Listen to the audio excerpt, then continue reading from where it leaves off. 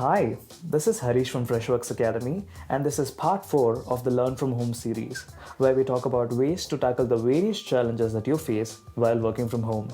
When you're working from home, you might feel like you're spending an exorbitant amount of time on calls and chats. It's a source of frustration for many first time remote workers. And this is because we instinctively place communication as one of the high priority items when we're not in the same location. And our instincts are right. Communication is a key skill in any environment, and when it comes to working from home, it becomes the best way to build trust with your manager, stakeholders, and team members. Communication is also a double-edged sword because there are so many ways to get it wrong. Today, let's look at some of the best practices around communication and collaboration while working from home. Embrace the tools. No matter what we feel about tools, while working remotely, tools are everything. When it comes to tools that are the primary mode of communication in your organization, like Slack or Microsoft Teams or email, have them open throughout your work hours. Your colleagues should be able to reach you just the way they could have been able to if they walked up to you in an office. Many equate being constantly unavailable to slacking off work, and it leads to delays in projects if you have teams who are dependent on your response to do their own work. Now I get it, sometimes you want to focus on work without being constantly interrupted by chats. In that case, indicate that you will not be available for a brief period. You can even include your mobile number to your profile so that your colleagues can call you for urgent inquiries. Similarly, if you're using project management tools or OKR tools, make sure to update them with a prompting. This will keep your whole team informed on what you're up to. Earmark communication channels. While it's important to use tools effectively, it's also important to not use too many tools for the same purpose. Make sure that your team gets together and decides which channel will be the primary mode of communication early on.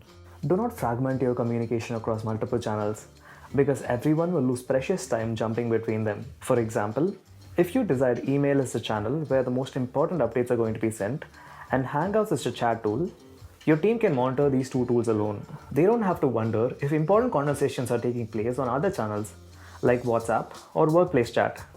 Using the same channels reduces confusion and helps everyone get context. Follow meeting etiquette.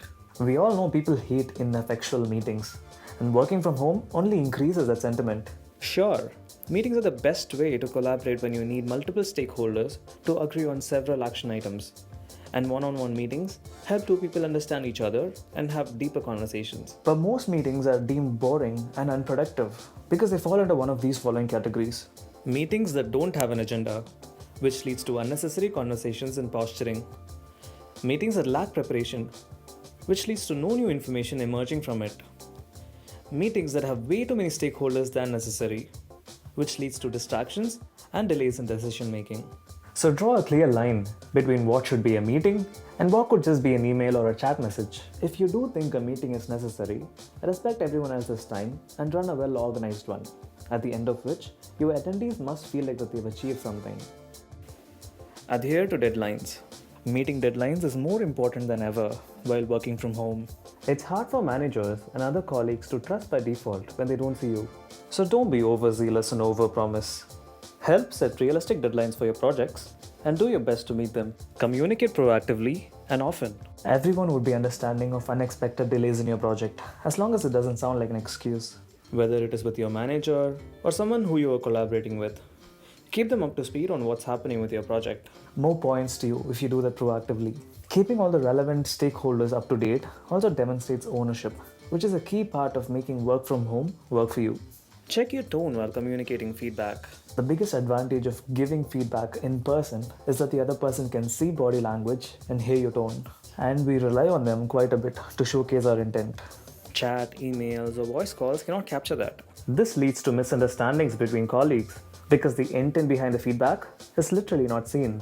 So giving feedback on someone's work should definitely happen over a video call where you can see each other.